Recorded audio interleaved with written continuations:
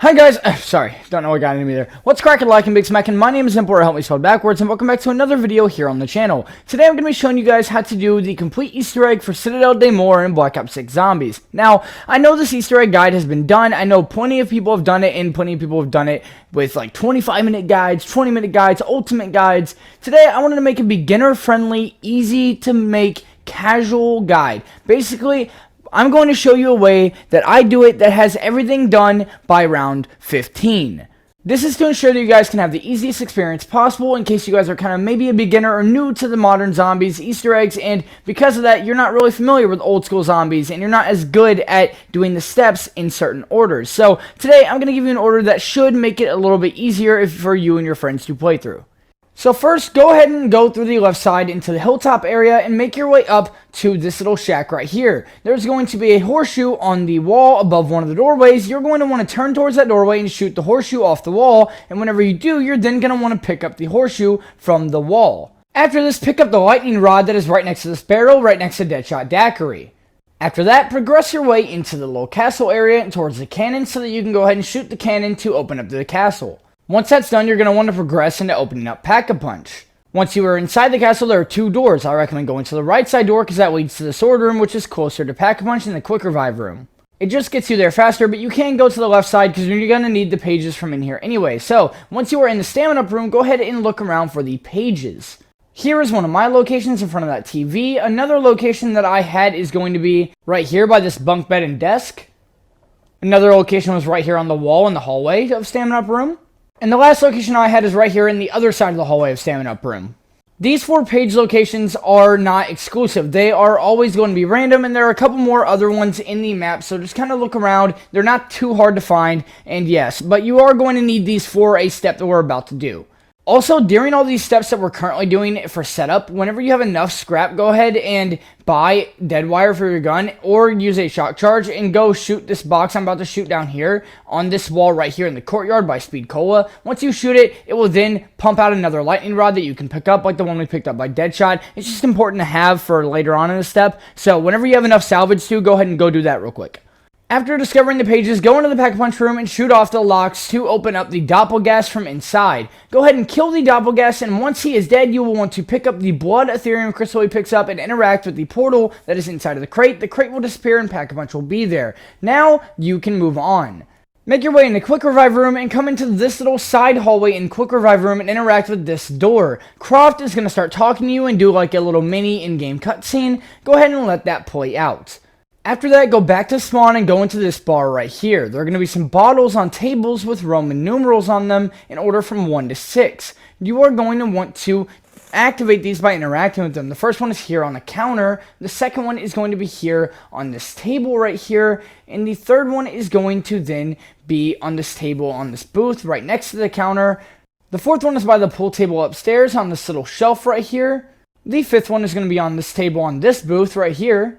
And the sixth and last one is going to be behind this door on this table right here. You'll need to interact with all of these and activate all of them to get the symbols on each one. They're going to be glowing blue. You'll want to draw these symbols out on a piece of paper or write them down because they're going to be hard to remember and you're going to need to remember 6 of them. But just remember which 6 they are and in what order.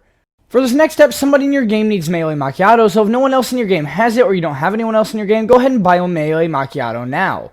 Then, after this, you're going to want to come to this rectangular room, look at this wall right here to the right, and melee the wall with your gun out with Melee Macchiato on. You'll see a bunch of runes and symbols. You'll want to shoot them one at a time in the order that you saw them on the bottles in the bar. So, shoot the first one that was under the 1 Roman numeral, and then let it scramble itself, shoot the second one, let it scramble itself, shoot the third one, and keep doing this for all 6. After this is done, you'll see a book with some pages come into the wall to the left of it. Once you are done with the rune puzzle and the wall starts breaking, you will notice because it will turn red like this, it will go into the wall, and like I said, the book will come out of the wall with some glowing pages on it. This book with the glowing pages on it will have 4 symbols. Memorize this order. Whenever they pop up, you'll need to interact with it, and whenever they pop up, the pages that you picked up earlier are going to be on there. Remember, top left, top right, bottom right. That is the order in which you're going to do these. These are traps you need to do. You need to do the top left one, whatever trap on the map looks like that. We call it 4 spikes, personally. And then you have eyelashes below that, and then overall eye, and then all spikes. These 4 traps in a row are going to need to be done in that exact order. Top left, top right, bottom right. So go ahead and go do those traps now. This may seem like it would be way too early in your game to do this. I mean, you haven't even collected the swords as of this part of the guide, but trust me, this helps you out so much because getting this done now in the earlier rounds instead of flipping rounds in the later rounds to get all 4 done makes your life a lot easier when it comes to setup. So just go ahead and do this before you get the swords or the incantations, and the traps are going to make things so much easier because you're going to be dealing with less zombies, earlier rounds, and the later rounds are not spent trying to do this in round 20, 21 like you can see in the footage here. Basically, just go do the traps, interact with them, and start killing zombies in them in the order that they are on the pages. And whenever you do the right ones, you can go back and check and make sure that the one you did is actually crossed off of the book like that. You'll want to do this for all 4 and then move on to your incantations. As long as you're following this guide in this order and not following necessarily the round that the footage is on, then you should actually be able to have all of this done before round 9. Once all 4 traps are done, come up to this cannon that you used to open the door earlier and interact with it to shoot yourself through above the roof and into the spawn area. Once you do that, a storm will appear on the other side of the map, on the left side of the map. Once that storm appears, it is going to spawn zombies there, and whenever the zombies spawn, the horseshoe is going to be there that you picked up earlier. Pick up that, it's going to be called the Pegasus horseshoe. Pick that up and go back into spawn now. Once you're back in spawn, there's going to be a golden symbol that glows on the ground that pops up that you are going to need to interact with to place the Pegasus onto it. Once you place that on there, it is now a soul box. You will need to get enough zombie kills until a golden chest pops up, and once a golden chest pops up, you leave that there and move on to the next incantation. And the next one we're going to do is going to be actually in the same round. So make sure you do all 4 in the same round because you actually can do all 4 in the same round. Go to the Pack-a-Punch, get behind it, interact with the slide machine, and slide down here, and there will be a raven on the rocks towards the end that you need to shoot. If you do this correctly, the raven will start flying in the air. Once you get out, you'll need to shoot it again, and once you've shot the raven a second time, it will then drop the raven's talon that you will need to pick up. Once you go and pick it up, go back to the rectangular water room that you did the rune step with the puzzles and the bottles, and interact with another glowing gold circle on the ground. This will then put the raven's talon in there, and it will be another soul box. This will be how you do the incantation for the dark sword. The last one was the lightning sword. Again, just get enough kills until it opens up a golden chest that's popping up. You can't open it yet, but it will be there. We will get to opening it later. For the next incantation, the light incantation, go ahead and find these red crystals in the sword room. I know that the footage here is weird, but you're going to want to shoot them and it's going to go in the wrong direction. Stand in the direction that it's going and then shoot them again until it goes to the right direction. Continue this process until eventually you get an item from the table right here. Once you pick up this item, you can then start your next incantation, which actually happens to be in the corner of the room here. So interact with it again to put the item inside of it, and then bam, you will get the light incantation done. But again, you will not be able to melee the chest. It's a soul box, just get kills, the chest will pop up, and then move on to your last one, which is the fire incantation. Now for this last one, the fire incantation, you are going to want to burn 3 things of wood, but to be able to do so, you can use Molotovs to do it. I just want to point that out. I have the fire sword in this clip, but this is relatively going to be done a lot sooner than it is in this video. So whenever you guys are doing this, it should be around round 9 still. You should be getting all of your incantations done in one go. Use a Molotov on this right here, and that pile of wood will then burn and shoot out flaming zombies at you that you can then kill. And once you kill them, you can then be done and move on to your next pile of wood. There are 3 piles of wood you need to burn, all with Molotovs. You don't need to use the fire sword. Don't worry about that. You can use the Molotovs to do this incantation. The next pile of wood is going to be right here, and the third pile of wood is going to be right here.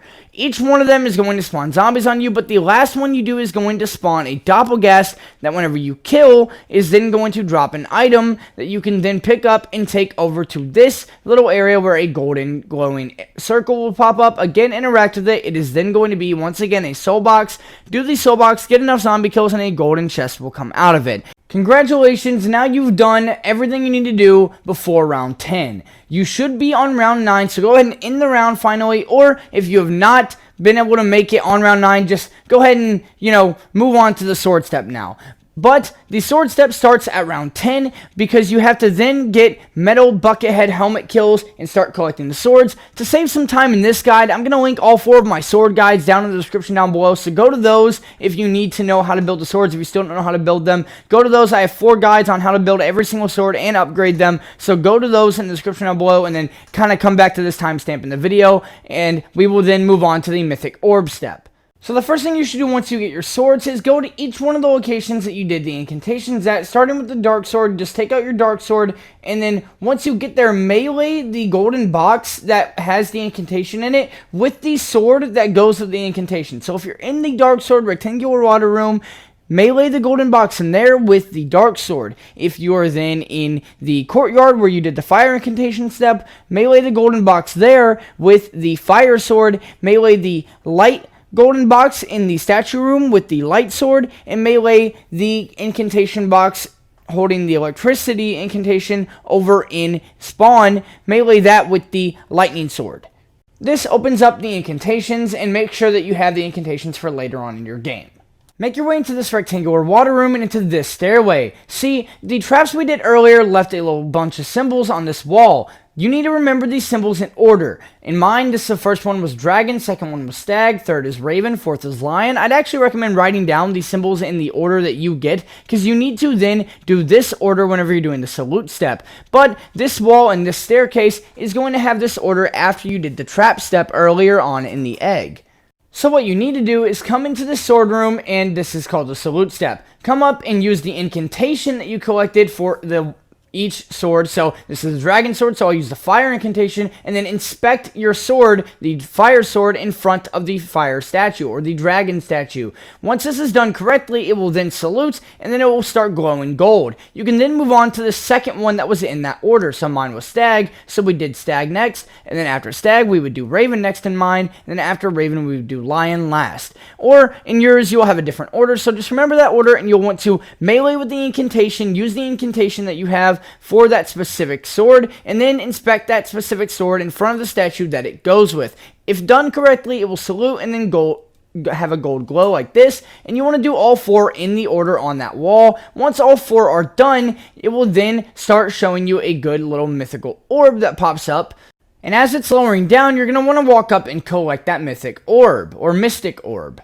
After this, go ahead and interact with the wall right across from the vulture room up top. It'll be able to place the mythic orb, and then you can start the elemental challenge. Once you start the elemental challenge, it's going to spawn a lot of zombies, so make sure that you have a way to survive, like idolize gobblegum, or maybe you throw a symbol monkey or something. But you're going to want to go stand in all of the green orbs that it spawns into the room over and over again until they disappear, and then each one that you stand in, you want to go as fast as you can, making each one disappear as fast as possible, or else you're going to have to restart the step. But once done correctly, you can then move on, and you should be able to pick up the elemental mystic orb that is left over. After this, go ahead and head to this little ammo crate in the courtyard, and right across from it on the wall is going to be another place to place the mythic orb. Interact with it to start the elemental challenge. This is the fire challenge. You're then going to want to get fire kills with the sword, or fire incantation kills if you're in a squad, or if you're solo and you just need extra kills. And this is going to then be a soul box. Get as many fire-based kills as you can to go into the orb, and eventually, once you've done it quick enough and done enough kills, it will then end the challenge and you'll be able to pick the orb up again.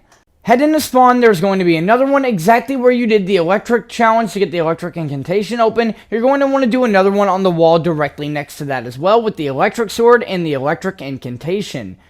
Once that's done, head to the rectangular water room where you did the dark sword incantation, and yet again there's going to be another one on the wall right next to that incantation in the dark sword room. Do another soul box there using dark incantation or dark sword kills. I highly recommend using the second ability for the dark sword one, but either way, get enough kills, get that mythic orb step done. It's basically just a soul box. Just get enough kills, it'll spawn them in for you, and then after that, pick up the mythic orb and then head back to this staircase where this symbol on the wall was, where we got the order for the saluting. Interact with it to place the mythic orb in it, and this will open up the wall and it will start a cutscene of the owl talking to you. Once the owl gets done talking to you, then pick up the device on the table. You will need to interact with it to be able to start the cutscene, so go ahead and go in there and interact with it. But once it is done talking, that is when you pick the device up. This is to make sure that things don't overlap with each other in text and stuff.